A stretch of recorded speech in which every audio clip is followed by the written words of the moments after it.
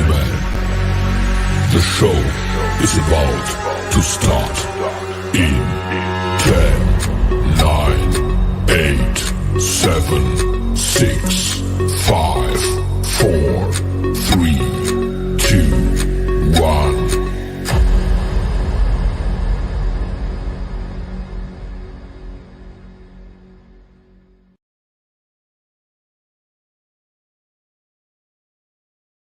The following program is rated TV MAL. It contains strong language and is intended only for mature audiences.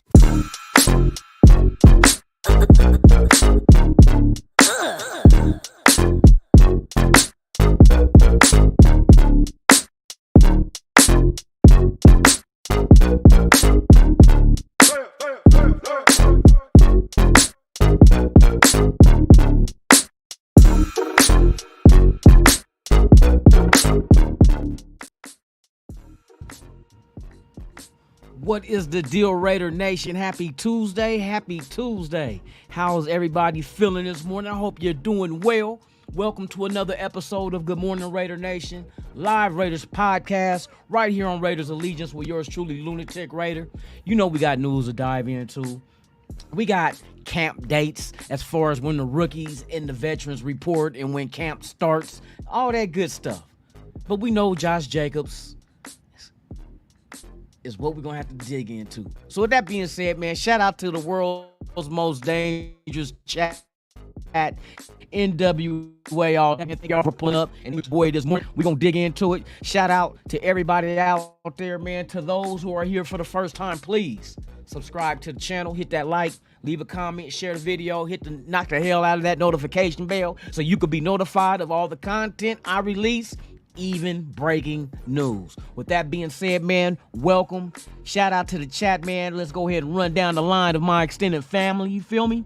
We got Raider Goon in the building, man. Top of the morning to you, my brother. Thank you for being here. Yes, sir.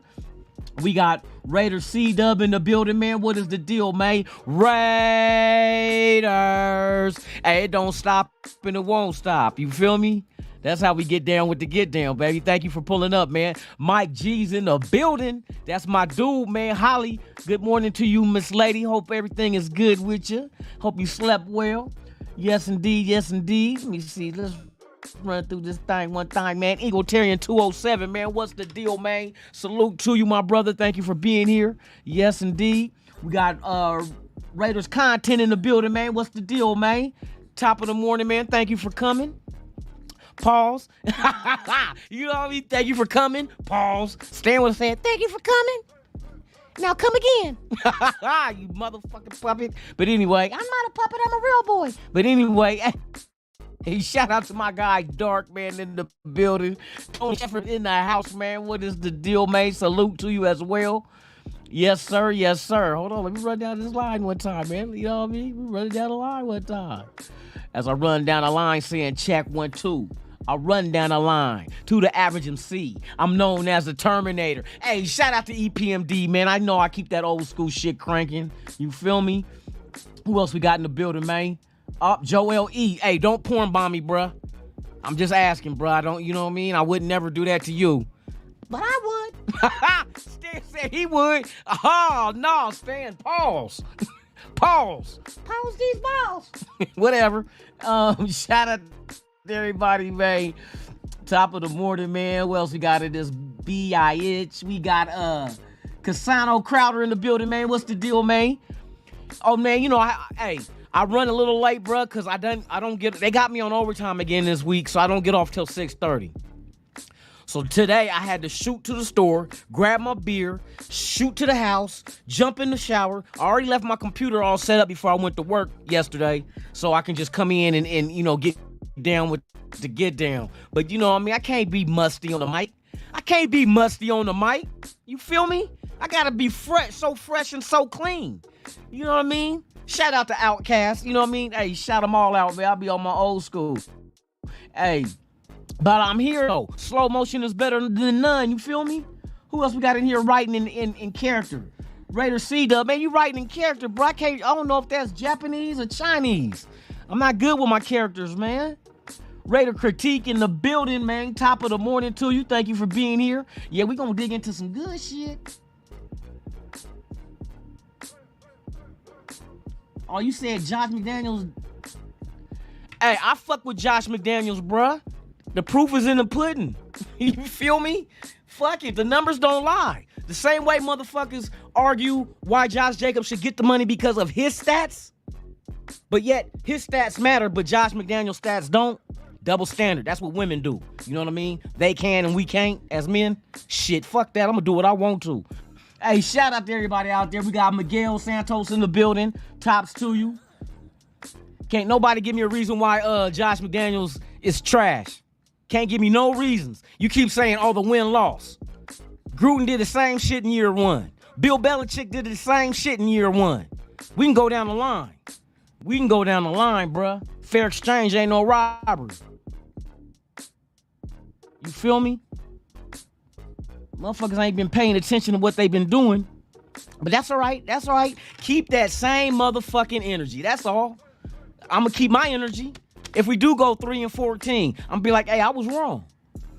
But I doubt it. I fucking doubt it. Ozzy in the building, man. Tops to you, man. Thank you for pulling up. Thank you for pulling up. Let's see who else we got in here. I think we got everybody right about now. I think so. Oh, no. Oh, James Furpo, man, my dude. Raiders. You feel me? You feel me? Hey, right on, man. Appreciate the pull up, man. For real. For real, for real. Let me see. Let me hold on. I'm getting to the end. I'm getting to the end of the story. Here's a story of a lovely lady. Joel E, my dude. Thank you, man. I appreciate you, man. Thank you for the love, man. For real. Hell yeah, man. I appreciate it. I appreciate it. For real, for real. Let's see. Pyro in the building, man. Tops to you. Thank you for being here. What, Willie Wayne in this motherfucker? Willie Wayne in this bitch? We in this bitch, for real. That's right, man. I try to keep this motherfucker live. You feel me? 2 red rings. Where you been, bruh? Oh, no. The world gonna end. I got everybody. Nigga, we got 36. Or as the homies say, we got 30 bigs in the house. Oh, we at 37. Hey, salute to y'all, man. Thank y'all for pulling up. Hey, hold on. Let me finish this. Okay, I think that's everybody. Hold on. I don't want to miss nobody at all, period. We got some things to talk about. Camp gonna start in a minute. Today is what, the 18th? Rookies report on the 20th. Veterans report on the 25th. And camp starts on the 26th, y'all. Now we about to see how this plan unfolds. You know what I mean? We gonna see how this shit unfolds. Oh, shit. Wild Turkey in the building, man. Top of the morning, man. Top of the morning. Appreciate you, man, for coming in. For real. Let me see who else we got up in here. I just missed somebody. God dang it. That's why I said my shit be moving kind of low. I'll be scrolling too fast, man. Slow down, index finger. You don't shoot triggers no more. God dang it. My bad. You know I got a little bit of arthritis in the knuckle. Oh, well, you be all right, man. That's from rubbing all them clearances. No pause. Hey, shout out. We got Raider Pete in the building, man. Top of the morning to you, man. Thank you for pulling up. All right, I think that's about it. All right. So we about to run down the run. Oh, NorCal Raider Jesse in the building. Tops. Tops to you. Yes, sir. Yes, sir. Willie Wayne. All right, man. We in this bitch. All right, let's run this shit down one time. All right. So we know. Let me break down. I'm gonna break down this whole thing to y'all because I'm gonna tell you. I hear a lot of motherfuckers out there, like for instance, motherfuckers is mad at, are you serious? Are you guys, no, I know you playing with me, right? You're not serious that you mad at McDaniels because Josh Jacobs didn't get an extension, right? I hope motherfuckers is playing, because you know Josh McDaniels don't negotiate contracts, right? I hope you're not mad at Mark Davis either for not giving Josh Jacobs an extension, right? Because you know you don't negotiate contracts either, right? So if you want to hate on somebody, hate on Ziggler. You gotta hate. You heard me? You young whippersnapper. You gotta hate on Ziggler, because Ziggler the one sitting there talking eye to eye with the agents and trying to come down to what exactly is wanted by the client and what the franchise is willing to offer. Yes, indeed. Yes, indeed. Now, you think the Raiders was being cheap? All right, let's take a look at what the market really dictated this year. You know the New York Giants only offered Barkley $11 million a year, right? So I guess it's not just the Raiders who think that the value of running backs these days are not really what they are or will be or shall be. You feel me? That's what I be tripping off of. Like, y'all tripping off the Raiders like they fucked up. And I'm like, that's what the market is. The Giants offered Barkley $11 million. And it is also said that they were close, but they were short between $1 and $2 million. So that's telling me that Barkley and his team were looking at between 12 and 13 million per year. But the Giants only offered 11. Here comes Josh Jacobs, right? Now let me show you. Like, I wish Josh Jacobs did get an extension. They were working on it. They were real close. Josh Jacobs was in the parking lot with Max Crosby, waiting for it to get ironed out and get exactly what both sides wanted so he can come in there and sign it. So it's not like the Raiders did not offer him shit. They said the offer the Raiders made was for 3 years. Okay? Now, the number has not been put out there, but I'm pretty sure that it wouldn't have been $10 million a year. You don't offer them the same amount as the franchise tag. Why would, you know what I mean? That's not how it works. So you would think it would have been somewhere between the ranges of 11 and whatever max number is that Josh Jacobs and them wanted, right? So with that being said, it must have been in line exactly what the Giants were offering Barkley. It is in the same line as what the franchise tag that was signed by the Cowboys running back was $10 million. So now we're seeing that what they were offering was around 11. I can't say 12. I just know that with the Giants, they offered 11, but Barkley was trying to get, they were close by $1 to $2 million, they said. So it has to be between 12 and 13 that he was looking for. But so I'm think the league put the cap at around, I think, between 11 and 13. Because what is Henry making? Henry's making 12 point something million.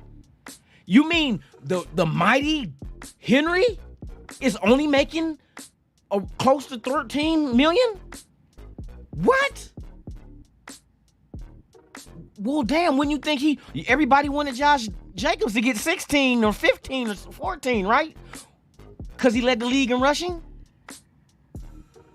But you got Henry that's averaging, 100 yards a game? How many touchdowns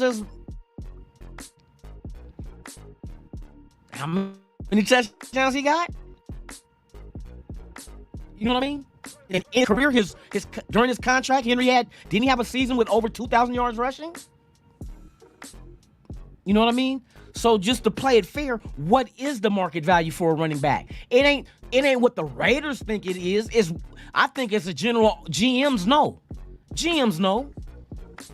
How else do you think when fools hit the free market, when free agency opens, why do you think TV analysts can bust out, certain experts can bust out what the price range certain players are looking to get in free agency? Because everybody has a fucking market value. Everybody. They factor in the stats, they factor in the age, they factor in production, they factor in big games won, big games lost. They factor in all that. It's just like Las Vegas coming up with odds for a football game. They're going to factor in the win. They're going to factor in, is it day or night? Is it indoors, outdoors? Is it on the road? Is it at home? Who's starting? Come on now, Vegas is not trying to lose money on bets. But there is a guideline that they go by. Same with what you feel. Okay, here, I'll give you the equivalent to values on players. Why do you think And it's kind of ridiculous to me, to be honest with you, how you can try to assume what a player is worth. You know what I mean? You can look at production, but you can have a great season, but your team don't do shit. Oh, wait a minute. That was the Raiders, huh?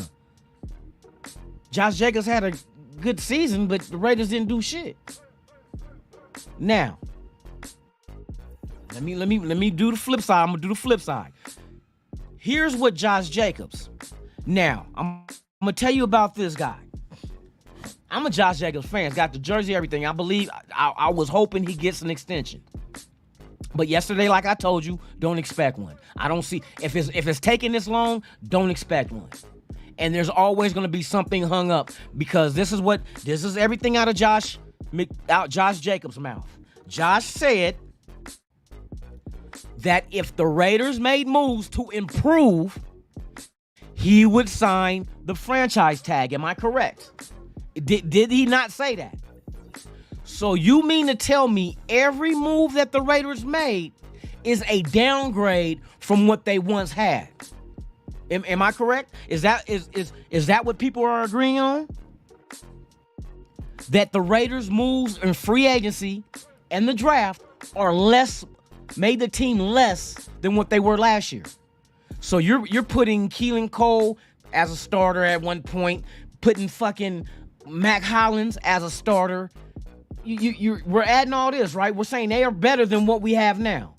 An injured Waller, Fotheringham at tight end, before Michael Mayer, before an Austin Hooper, before an OJ. Come on. You think Mac Hollins is better than a Jacoby? Bruh, Jacoby Myers?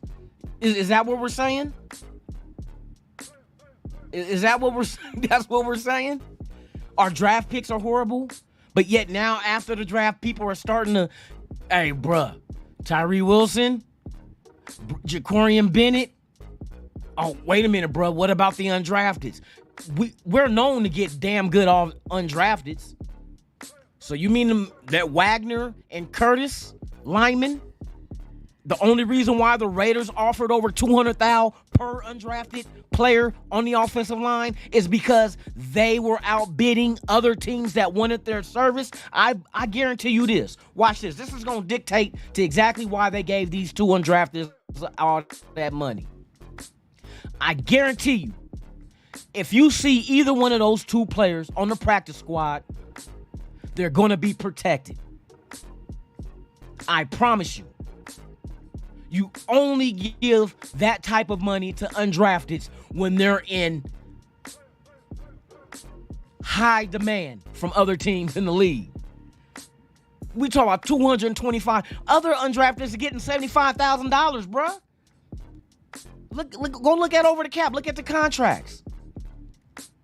Most of your undrafteds are in the 75,000 area. These two dudes got over almost, well, shit, I know Wagner was almost $250,000, and I know Curtis was damn near $250,000. Those two alone. And the only reason why you do that is so the other teams that you're building against can't get them. And if you're outbidding other teams for their services, you are not cutting or releasing them. You're not putting them on the practice squad unprotected.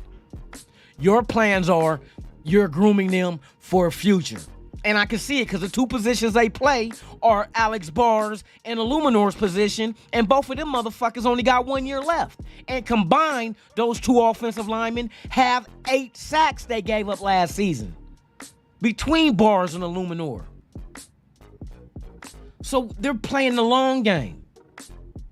And then Josh Jacobs. Okay, Josh Jacobs was productive. Josh Jacobs, to me, does deserve an extension.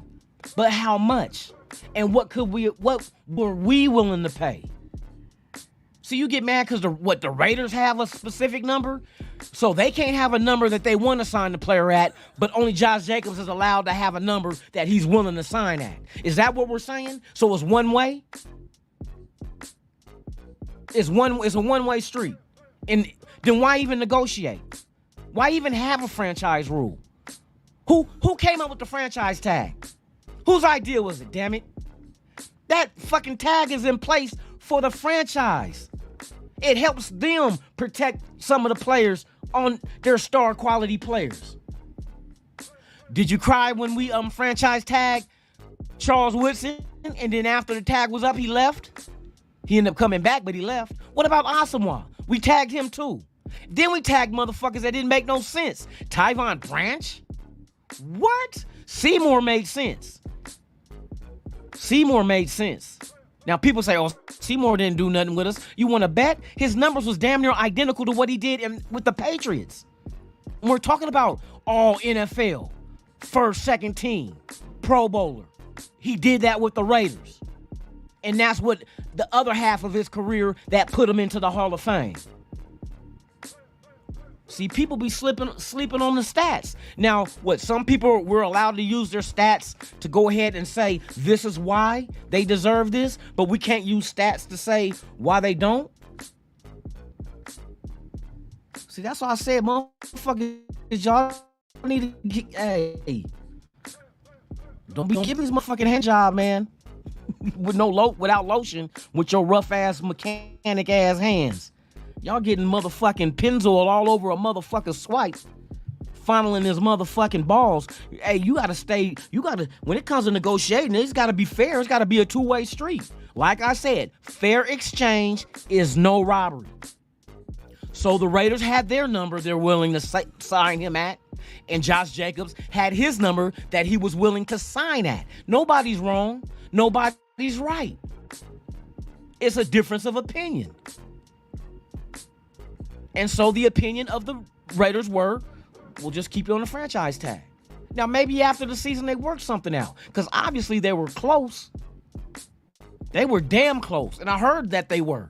Same thing with Barkley and the Giants. Heard they were close.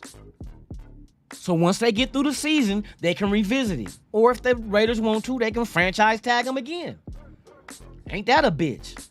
But that's the luxury that franchises have, to help out with protecting their player that they really want. If they didn't want Josh Jacobs, do you think they would have franchise tagged him? Come on, bro. Let's look at this shit for real. If they did not want Josh Jacobs and they wanted him gone, why in the fuck would you put a franchise tag on him then? If Josh Jacobs didn't want to be a Raider, why did he want a long-term deal? Come on, man. They just got to find the middle ground, bruh. Like I said, get your panties out of a bunch, man. Calm down. Tone down the estrogen just a little bit. Just a little bit. Your estrogen levels a little bit. You're going to develop breasts and you're going to get a softer voice. And you won't be able to grow facial hair. Bring that shit down some, bruh. Bring that shit down some. Ain't nothing like arguing with a motherfucker that ain't got no bass in his voice. No offense, white man.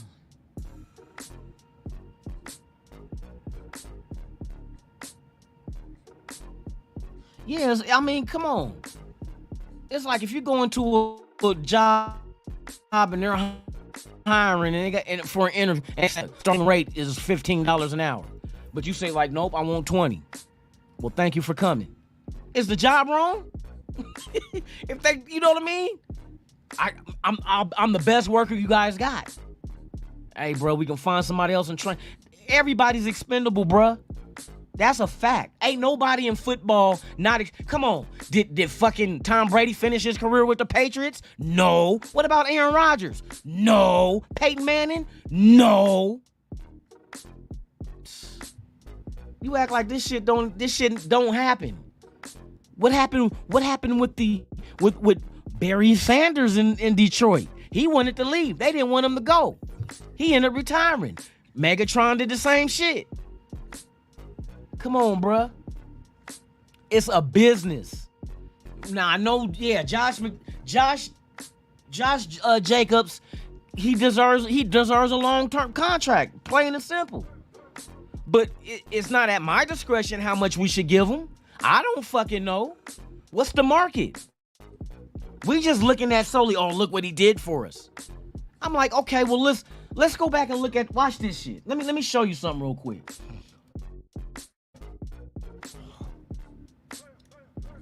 See, we're gonna get these stats, right? And I'm gonna just make a point with this shit. I'm playing. Hey, Damien, I seen your text, man. I'm gonna get at. I want to holler at you about too.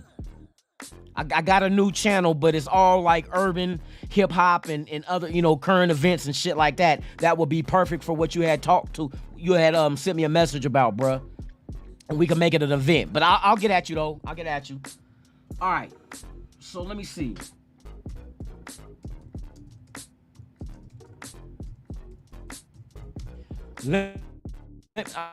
I'm just gonna make a point. I'm like right now. I'm gonna give you from the Raiders' perspective, and then I'm gonna give you Josh Jacobs' perspective of how this shit should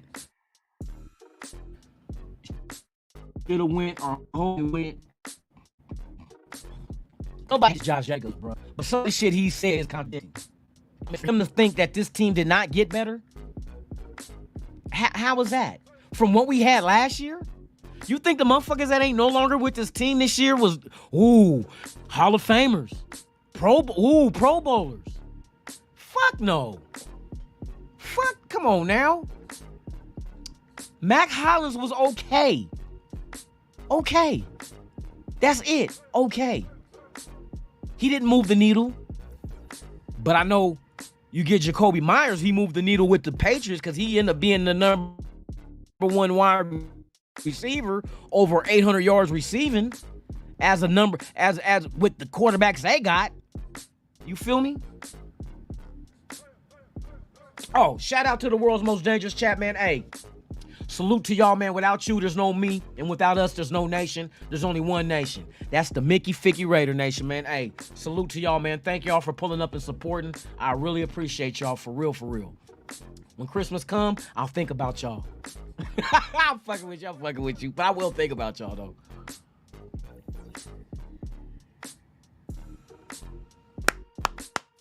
Let's go. Let's go. All right.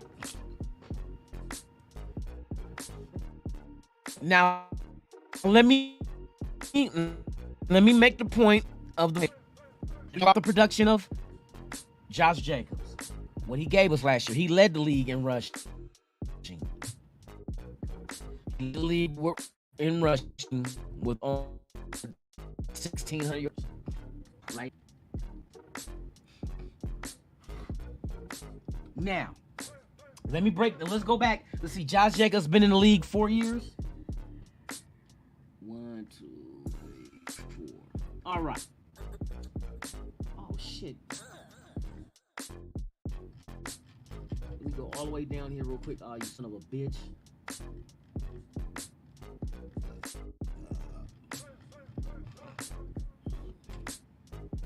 Okay.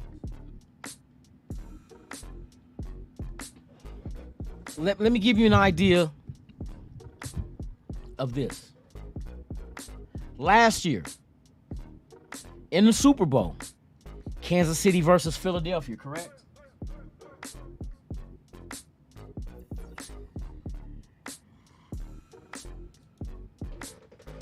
Kansas City versus Philadelphia.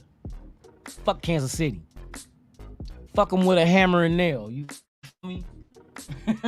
Hey, I can't wait till Fuck Your Team Friday come. We on. Shout out to the 42 watching. Please hit that like, man. I appreciate it. All right, so here we go.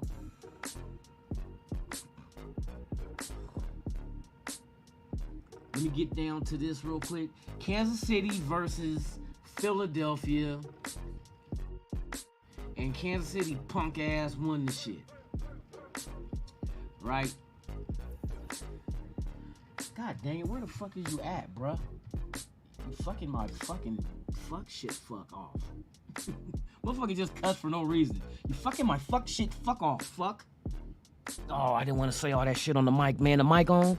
They heard me? YouTube, you heard me? Hey, I'm sorry. I didn't mean to say all them fuck words. I won't say fuck no more. All right? For here on out, for the rest of the motherfucking show, I won't say fuck, okay? I'm fucking sorry.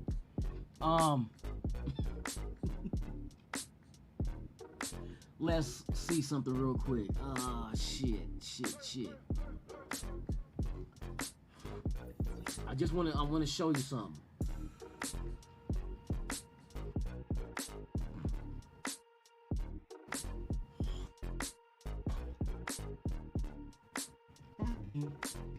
motherfuckers always shut the fucking up. You dumb son of a... Said I can't say fuck. You dumb son of a bitch.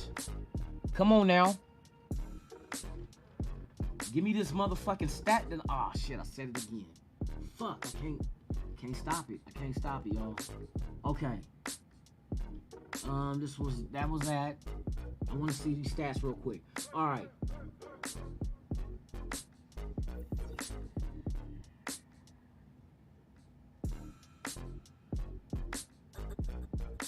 So, Kansas City won. Kansas City had 158 yards rushing total in that game. But you can't really count the running backs for that because we know Mahomes, he runs. You know what I mean? He gets trains ran on him at the Y. So, you know what I mean? Of course he runs. He get ran on. He get trains ran on him. So, 158 yards a game. All right. Do you know who the leading running back for the Kansas City was in the Super Bowl? Who was the running back for Kansas City? That one motherfucker. Hold on, about to tell you. Pacheco, right? So Pacheco in the Super Bowl had 76 yards rushing. But hold on, remember there was 158, right? So Pacheco had 76. Mahomes had 44. McKinnon had 34. And Sky Moore had 4. So to me, that looks like by committee. Does Pacheco deserve 13, 14 million per year? He won the Super Bowl. See what I'm saying?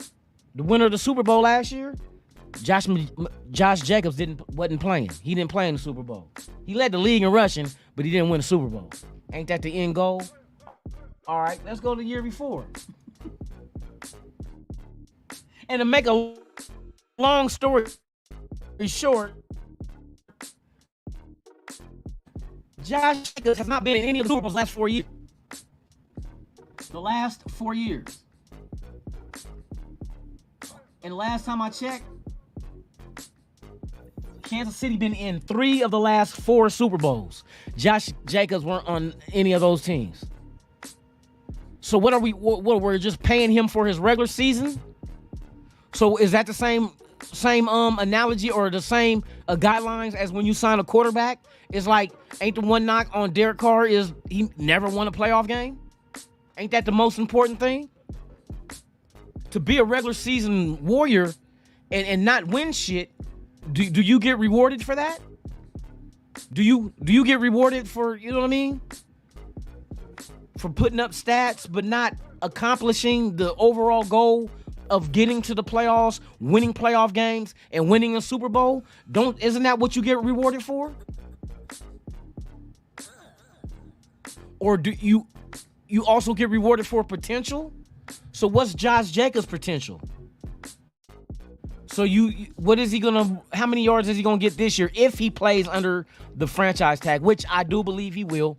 I think he's gonna hold out, which that's just business. But he's not gonna play because not because he's making a statement of holding out. He's holding out because he doesn't want to get injury in fucking practice in preseason games that don't count for shit. He don't get paid for that. He get paid for regular season games.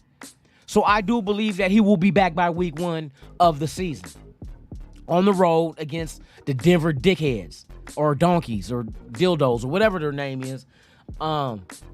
He's going to return by then. He's not going to get docked money.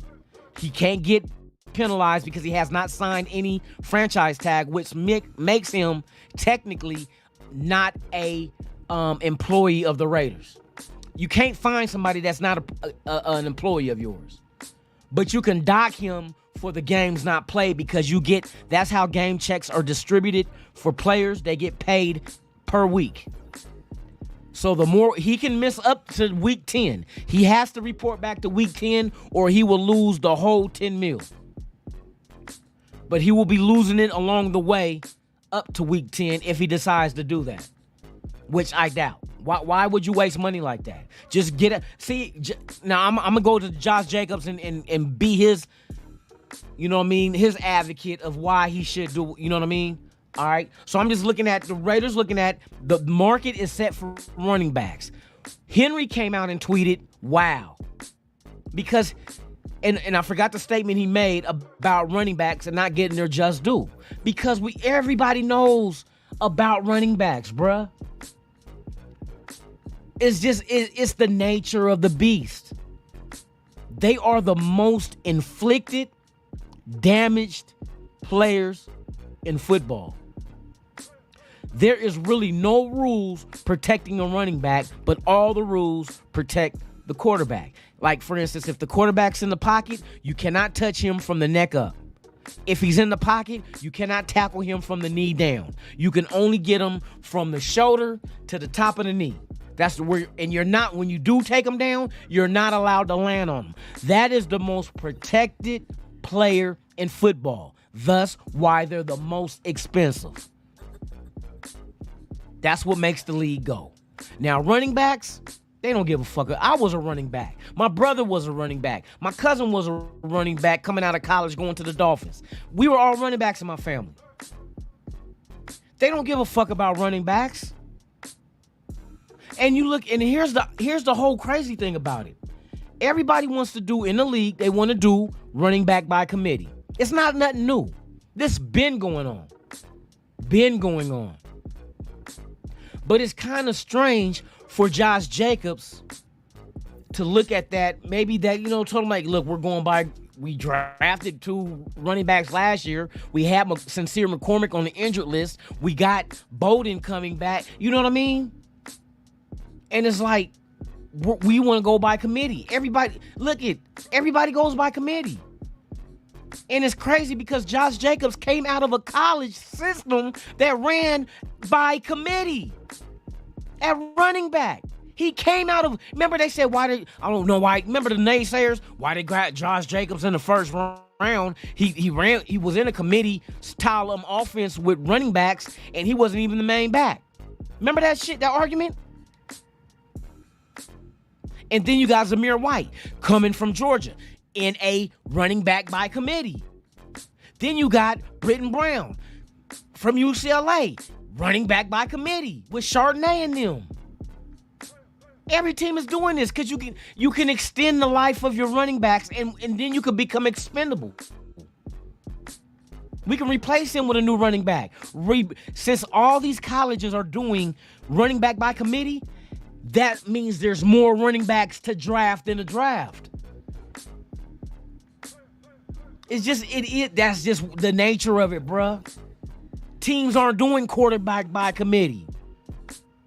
Or else then there will be way more quarterbacks to draft. You know what I mean? They're not doing that in college. Some teams might do that. Oh, he's the more mobile one. We can bring him in to do options. But other teams that back in the day, I remember in high school, we did a dual quarterback fucking system. We had 2 quarterbacks. I remember we had Jamie Metcalf and we had Darrell Houston, and they used to come in. That's what we ran. Running backs, we were deep at running back too. I wasn't the main running back. We had Lamont Hollandquest. It was me and Lavelle Broadus, and we had 2 fullbacks too. Keith, remember Keith was our fullback, but we did it by committee because we all brought something different to the table. Raiders, this ain't the first time the Raiders did this shit. We gonna forget about Tyrone Wheatley and them? Committee? Bo Jackson and Marcus Allen? Committee? Come on, bruh. We've been doing that shit. And we not the only ones that New England did it. Philadelphia is doing it. Kansas City's doing it. That's just what it is now because running backs take the blunt of all fucking head-on collisions. Let me paint a picture of a running back for you. The running back in the NFL is the only player on the offensive side of the ball that the first level he must make contact and make it through are, catch me on this one, check this out, damn near twice his weight. You get a 200-pound running back. If you know what I mean, you can get them lighter than that, but 200 usually, you want a sturdy, fuck his height, 5'9", 5'10", 6, it don't matter. The weight, 200. And you're going up against nose tackles that sit at 335, 340, and you got to get through that. And then once you get through that, your second line of defense that you must make it through as a running back is 250-pound linebackers. I'm talking about, and these motherfuckers is going head on with you. They're not dragging you down from behind. I'm talking about heads up. Like you in practice, this guy gets the ball, and you know what they call it, another name they used to call it back in the day. You can't call it no more. Alphabet people get you. You get the ball and you run heads up. Either you can go heads up with me, or just try to wrap me up and take me down. But come on now, a 200-pound running back going heads up against a 340-pound nose tackle? Who's getting their ass whooped 9 times out of 10? Heads up. Not no spin moves. But once you think you getting it through the hole and this motherfucker get loose from his man and he comes around like a guard coming, or not a guard, but the motherfucking, an end or a tackle coming around and heads up with you in that hole and you don't never see him. But if you do get past the lineman, now you're going against these big ass linebackers, middle linebackers at that's coming full steam ahead on hits. Then you get to the third level. Now you got to worry about, sometimes you get safeties coming in on a blitz and catch you coming through that hole. I'm talking about a beeline. They come in full speed. And you know your safeties are a little bit bigger and faster. So they coming with momentum.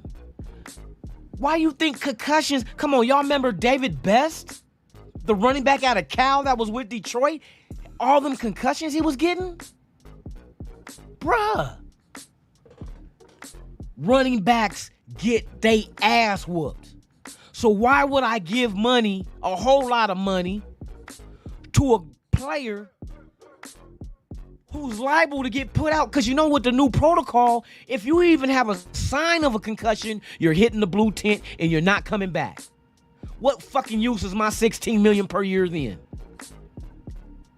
And I know you'll be like, well, damn, that's fucked up. Yeah, it's fucked up. But what is the team supposed to do? If I know that this position is liable to get a concussion or a neck injury or a torn ACL or an Achilles, hamstring, then where's my investment at? So speaking on behalf of the team, the franchise, they can't just burn money like that. We only got a set amount of dollars under a fucking salary cap. Every dollar spent must be every dollar invested in a good investment to get a good return. What is your return? Victories. What is your best ability? Availability. We knocked the fucking Darren Waller for being injured. But yet, we're not looking at the fact that, oh, we never should have gave Waller all that money. Look, we complain about Waller, but put Josh Jacobs in that situation. Oh, he deserves. Come on, bruh. What the team supposed to do? They supposed to make stupid ass money moves? The same dumb ass money moves we're cleaning up from the previous regime that was making these dumb ass contracts? That's the kind of moves we're supposed to make? Just to get a big name or whatnot? We supposed to overspend?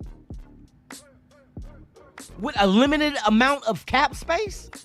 Come on, bruh. It's just like being broke in the hood. If I got $5 motherfucking dollars, I'm not buying a $5 Big Mac. I'm gonna buy some noodles. I'm gonna get some, you know what I mean? I'm spreading my shit out. I'm getting some a pack of hot dogs for like 89 cents, getting some top ramen. I'm spreading my shit out. Because this is all I got. Motherfuckers, I tell you, motherfuckers get so fucking enamored with big names. And in order to get these big names, you must spend big dollars. And we don't have big dollars under a cap We had so many gaps on our team. 31 free agents left this motherfucker. Well, not left because some of them got re-signed. But we had 31 free agents. But yet we only had, starting off, 12 draft picks. 12, last time my math was correct, I'm sure 12 is not greater than 31. So for you to think that we were going to fill all them holes in the draft, your math is fucked up. Your math is horrible. Horrible. 12 is not greater than 31. And how many free agents did we get? I'm waiting. 19? Did we sign 19 free agents? I don't think so. So that would have been 31 with that plus 12. Plus, we did not get 12 draft picks. We had 10 because we made a couple of trades to get players. We felt the value at where they were. We had to go get them. So I'm feeling that we got to look at perspective, man. Y'all got to look at the fact that if you were a business owner, would you overpay me to work for you when you can get the same production from a motherfucker half the motherfucking salary? Or don't you have a guideline at your job at what positions make what amount of money? So why would I pay, like if you're in construction, right? Why would I pay a motherfucker that's an apprentice coming in to learn a trade the same amount as I would pay the motherfucking foreman? Come on, bruh. Why? It's not good business. At the end of the day, that's why the negotiation must come to a medium. The player and the franchise. And what does Ziegler and them say? You have to find the sweet spot. What's the sweet spot? The number that the player likes and feels is his value, and the team is willing to give for what they feel his value is. And we just couldn't do it. Now, there's different things involved in the contract negotiation. It's not necessarily the per dollar per year average, or it could have been the length of the contract. It could have been the guaranteed money. Like I said yesterday, the money per year does not mean shit. It don't matter if Josh Jacobs got $16 million a year. Remember I told you all this yesterday. None of that shit matters. If they gave him a 3-year deal at $16 million a year, right? Follow me. Follow me. $16 million a year for 3 years, right, on a new deal. That's 48 mil. 48 mil total. That 48 mil don't mean shit if only 20 of it is guaranteed. If 20 million is only guaranteed out of 48, the rest of that 28 million don't mean shit. So it doesn't matter if he was getting 16 million a year. The guaranteed money is what he's guaranteed to get. Because I can cut you or trade you and be done with you. That's what happened to Carr. If Carr would stayed at that past that date that we had to get rid of him, he would have been inclined to receive $40 million guaranteed. $40 million for a quarterback who does not fit our system. That's what they found out. That's why they made the contract up the way they did. They don't be making these contracts up, fucking up, like not thinking ahead, like, okay, we're going to give him this deal. Well, why'd they give him a deal and then turn around and cut him? Because it was a safe contract for the franchise. And it was a good contract for the player. Why? Because of this. Okay, you give Carr an extension, right? The numbers on the contract you agreed to and Carr agreed to. If Carr works out for you, you leave the contract alone, you keep him a Raider. If he didn't work out for you, you have that opportunity to release him and the franchise does not take a hit in the cap space. That's what they did.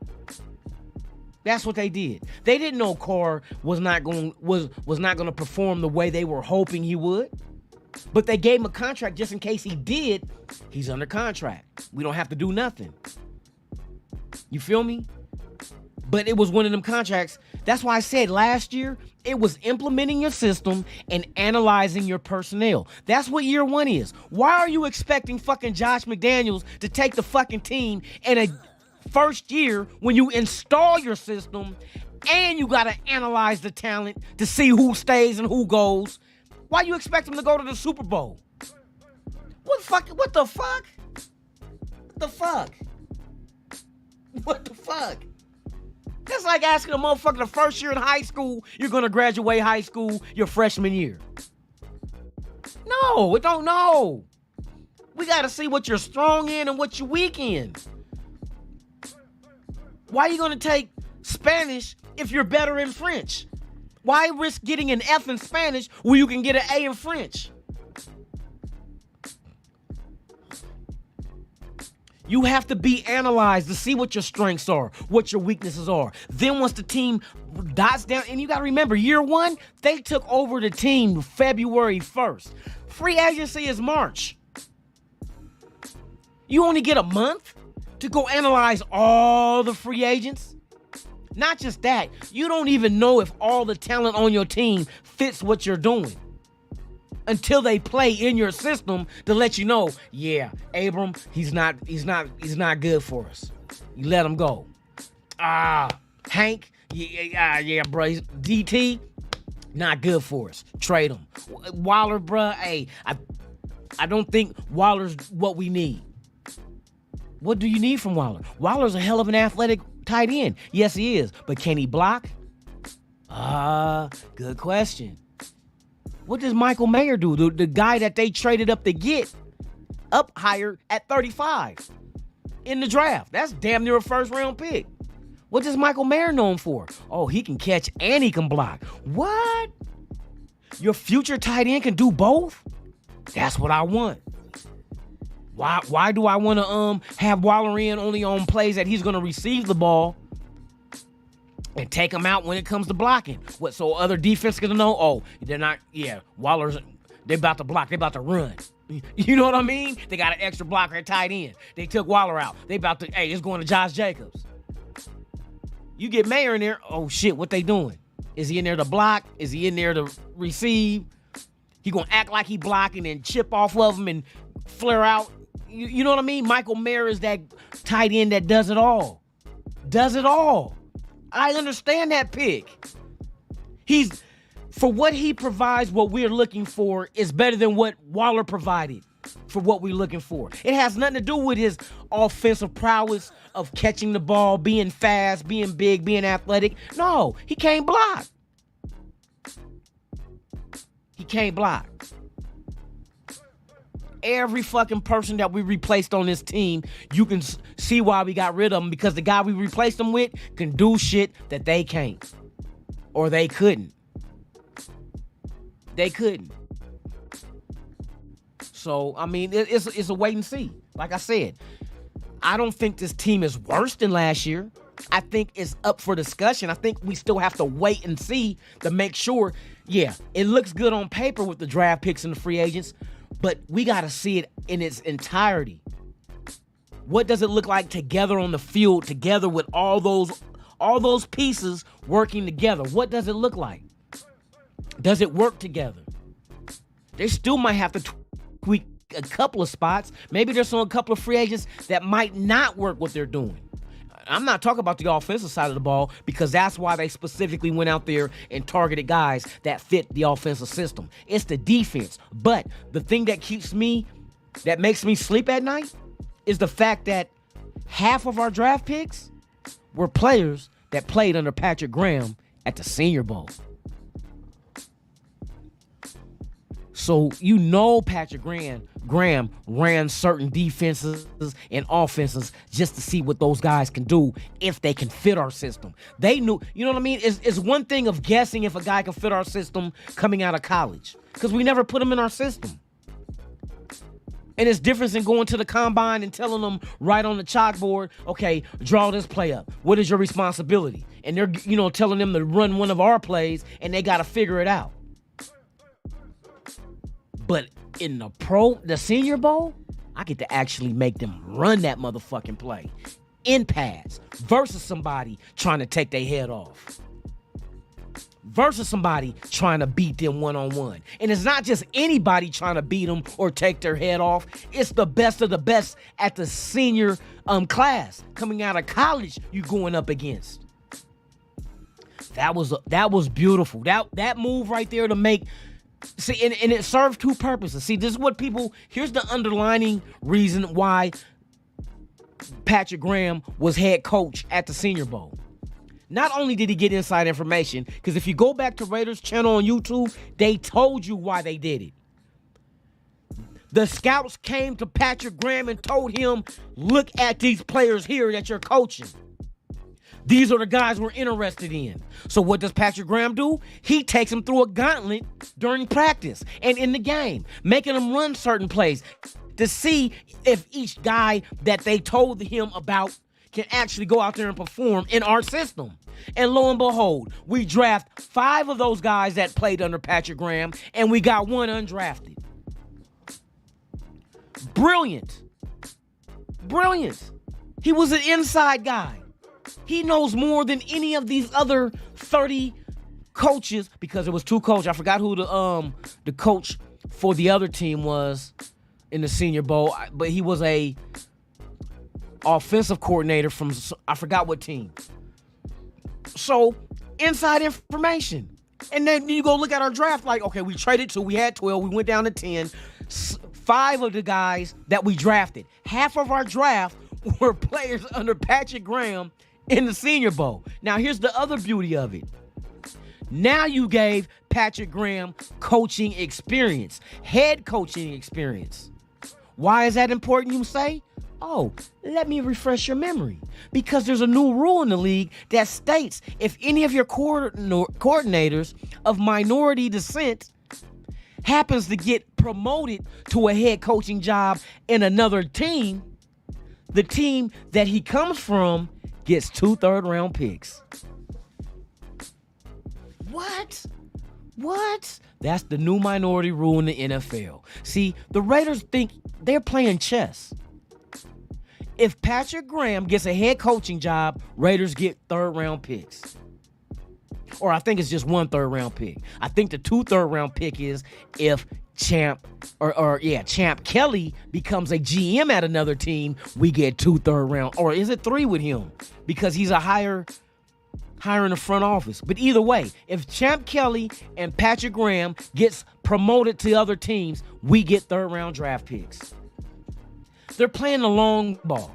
They're developing these guys. That's why Champ Kelly is under motherfucking Ziegler. He's getting groomed.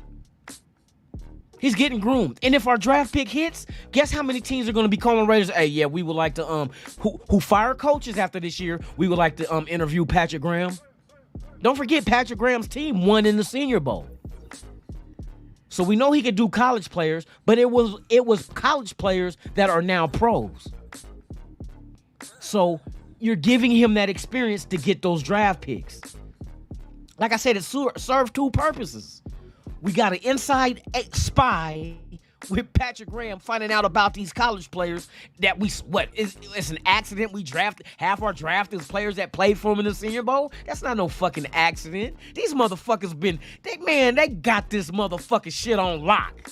On my mama. They got this shit on lock. When it comes to scouting, when they said that now, like after the draft this year, they're starting on next year's draft class. We didn't get that in year 1 because they didn't take over till February.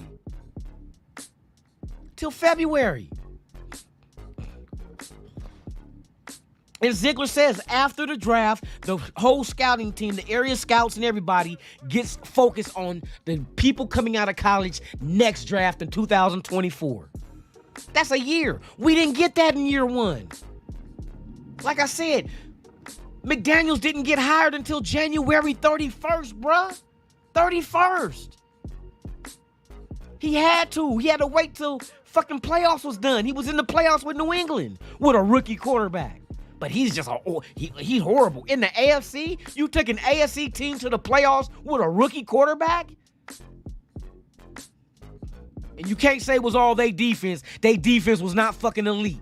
They did not have no elite-ass defense in New England. Motherfuckers was leaving. Motherfuckers that was free agents was gone. That's why I said, man, pay attention. Don't just go in because you've been hearing motherfuckers talk bad of motherfuckers and then you want to jump on the motherfucking bandwagon and be like, yeah, fuck that motherfucker. And I'm like, you sound like them bitches in the motherfucking locker room in a fight right now. You know what I mean? You picking sides. Oh, you beat that bitch ass. What she do to you? Nothing. The fuck you choosing sides for? The bitch didn't do shit for you. You know what I mean? Like I said, man, just kick back. Fuck the names on the jersey. Fuck the names of the coaches. Don't pay attention to that shit. Because that shit is just like politics. Fuck a Republican, fuck a Democrat. I wish all elections happened with no fucking parties involved. Then that way, you know what that means? You would have to vote for a candidate based on the merit of what he's running on. And not because of the party he's affiliated with. Because automatically, if you're a Democrat, you're going to vote Democrat. If you're a Republican, you're going to vote Republican. Even if you don't know who the candidate is, you riding with your party. But if you take away Democrat, Republican, and throw an election out there, and none of these motherfuckers got a party, guess what? You're going to start, okay, what is it? What's his platform that he's running on? What is his values? What is he talking about taking away? What is he going to give us? Now you're looking at his content of character, not his political party. Same with fucking football. Fuck his name on his jersey, because you're going to be like, okay, man, I love Josh Jacobs. Take the name Jacobs off his jersey. Give him a blank face. You don't see, it's nothing. Look at the production. Same with the coach. Fuck McDaniels. Take McDaniels off his motherfucking name. Just say head coach. He has no face. What is his numbers saying? Oh, well, this team was a playoff team last year, and then this year we won 6 games. You're comparing the 4th year in the same system of Gruden's system against the first year of McDaniels with the Raiders? Is that fucking fair? Is that fair? We're comparing a freshman in college versus a senior in college in basketball? Who's better? He's not allowed to go through and figure out what the fuck this roster is consisted of and make the needed change to make this shit better? He was supposed to all do it this year, huh? Boy, I tell you, I don't know what planet y'all come from, but it gotta be planet asshole. Planet dipshit. That's the planet. Planet dipshit. Because if you just expect this motherfucker to come right in and take this team to the promised land, bruh, that shit don't fucking happen. That shit's a fairy tale. Fucking fairy tale. It ain't like look, when Gruden went to Tampa Bay, when we traded him to Tampa Bay, wasn't that team already established? Gruden was an offensive guy, right? I swore it was the motherfucking defense that motherfucking, what's name built that won the Super Bowl against us. 5 interceptions, 3 pick sixes. Come on now, bruh. That's what beat us. It ain't had nothing to do with a weak-ass quarterback. It had everything to do with that defense that Tony Dungy built. That shit was already there. Gruden didn't come there and strip down trying to figure out who we gonna keep and get rid of. No, they needed somebody to come in with an offensive mind, and lo and behold, it worked in the NFC to get to the Super Bowl, but that defense was tremendous. One of the best defenses ever constructed. And Gruden had nothing to do with that shit. Now, Gruden had the blueprint of what Gannon and the Raiders what they did, what to look for. How else are you going to get 5 interceptions in the Super Bowl? 5 interceptions. And 3 of them went back for touchdown. Come on, man. I'm trying to tell y'all, man, you can't expect this motherfucker to do this shit overnight. Y'all thought this motherfucker was what, come in like Jesus, walk on water and turn water into wine and split up loaves and fishes. Fuck no, that's not gonna happen.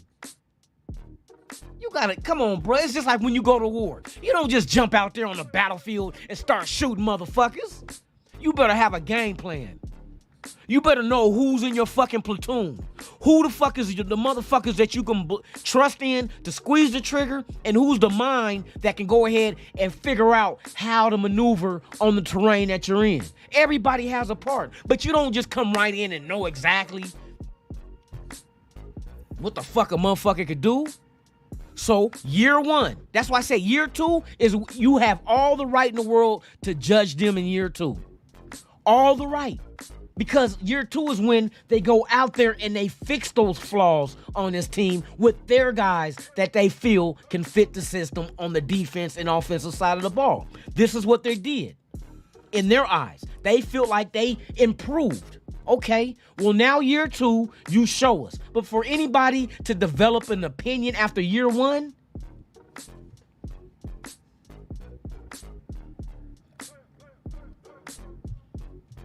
I don't know where they do that shit at. I do not know where the fuck that shit at, because I tell you what, if he could do that shit, then that's not Josh McDaniels. That's Jesus Christ. You know what I mean? If he came in there and snapped his fingers and be like, I can make this shit work. I had a dude argue with me. I think it was on Twitter.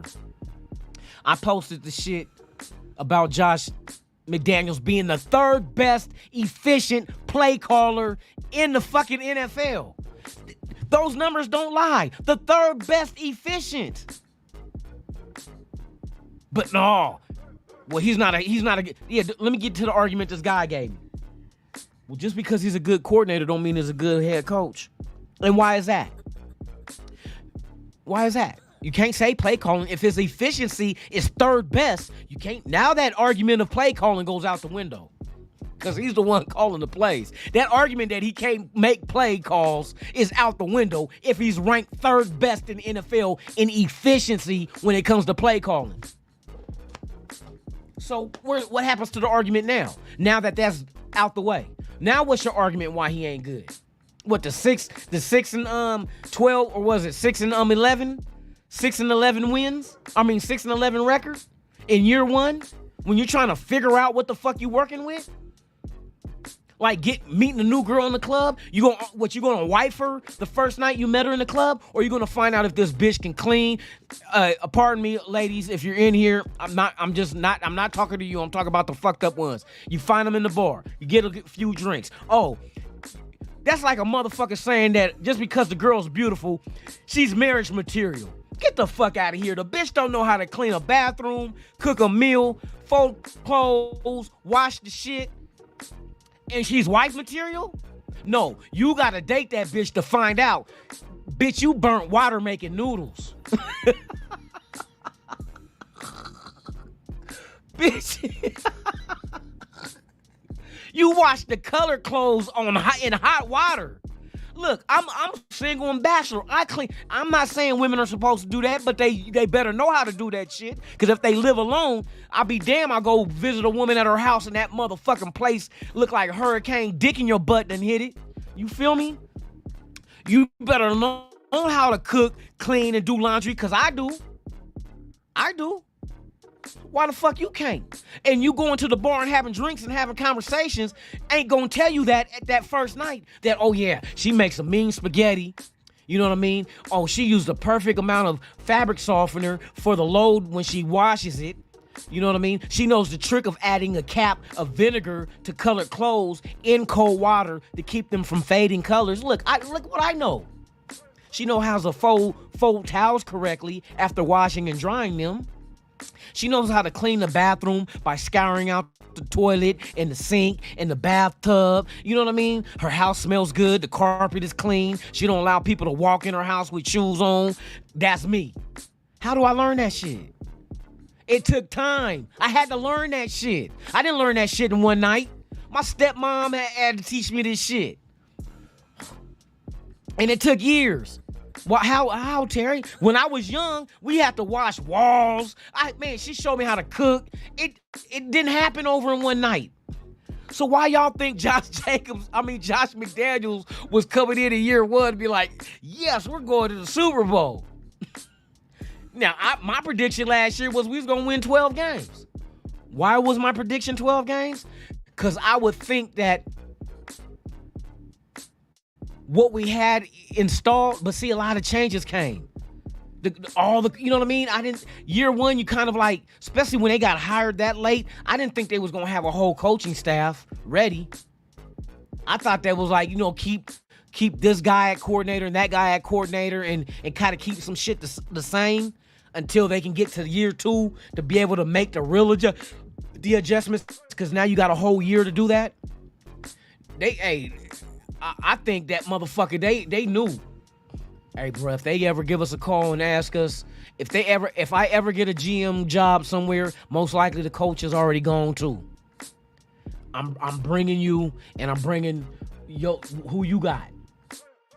You know what I mean? I know that's what they already had that shit planned out, because I know I would tell my homeboy, look, if I get this job and if I get this supervisor position, bruh, I'm bringing you in.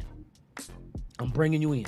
The only reason why they're going to bring me in as a supervisor in a certain department, because either the motherfucking workers in that department ain't shit, or that motherfucking supervisor they fired wasn't shit.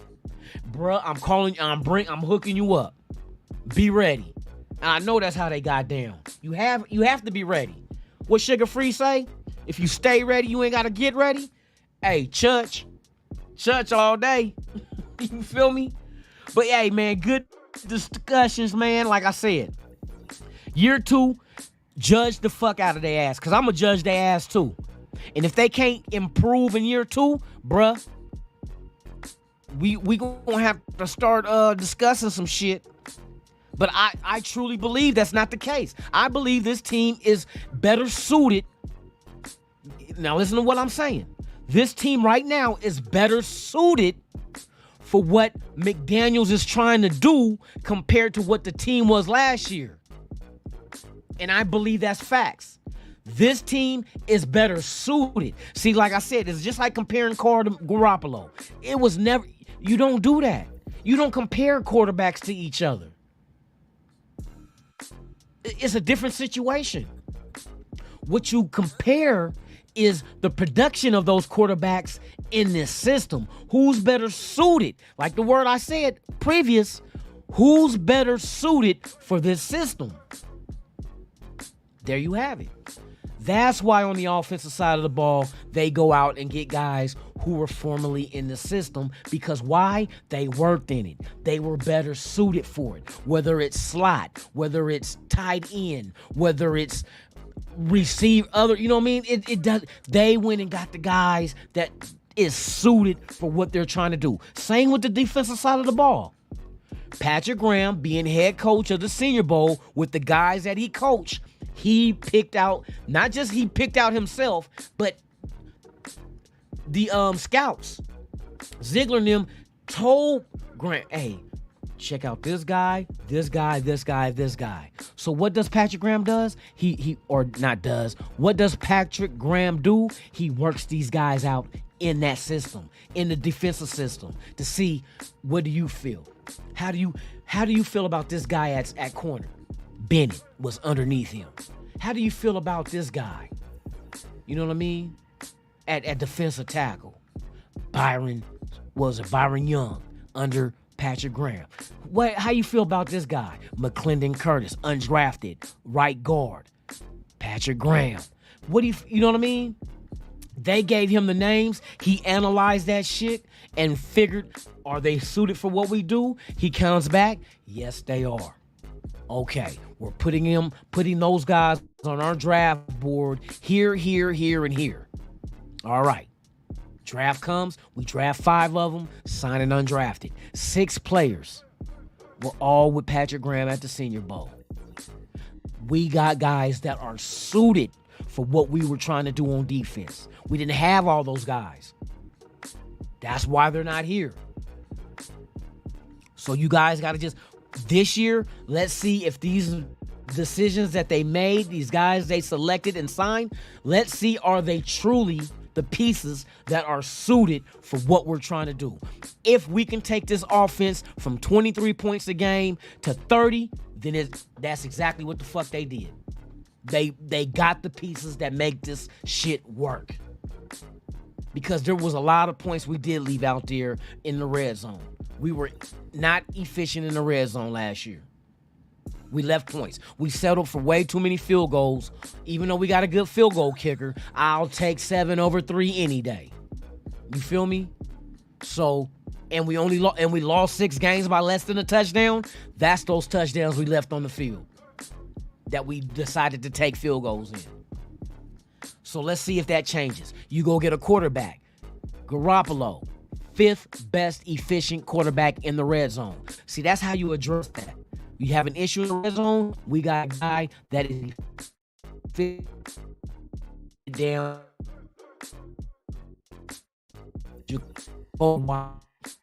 This